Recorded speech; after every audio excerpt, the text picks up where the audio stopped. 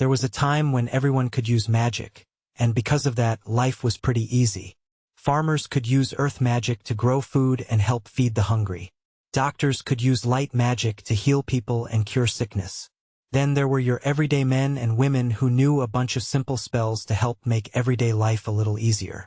Some people used magic for less than savory things, but the police and military of the day were able to keep them in check with their own mages. Life was pretty good until the high mages of the time noticed fewer mages were enrolling in the schools around the world. When they investigated, they found out it wasn't because there was a rise in people who didn't want to become mages. It was because more and more people were being born without the ability to use magic. It wasn't uncommon for someone to be born without the ability to use magic. It happened from time to time, but the number was growing at a shocking rate. If it continued, it would reach a point where no new magic users would be born, and once the old generation died, magic would fade from the world. At least it would fade in a way. Those who couldn't use magic could still enchant things to use magic for them. As long as one knew the spell, they could put it in an item, and as long as that item was equipped, the person could use the spell.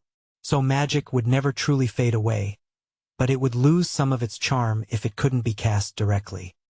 Plus, things could break.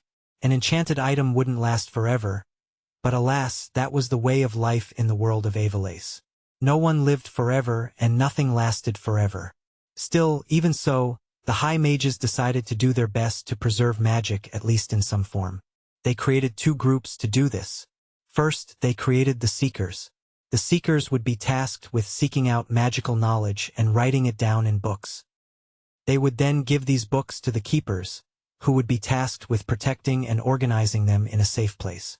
In this way, even if mages died out, enchanters could still learn and grow and make new spells that would be imbued in items and shared with the world. And this is the role the high mages, seekers, and keepers have played for hundreds of years. The schools still teach people. Granted, the class sizes are smaller these days. Plus, they are mixed classes now.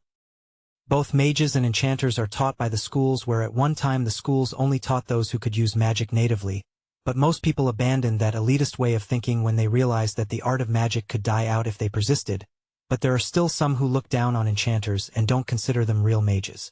Even among the high mages there are some who think this way.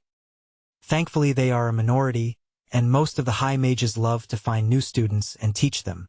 Our story begins with one such high mage as they seek out a student who has already begun to make a name for himself.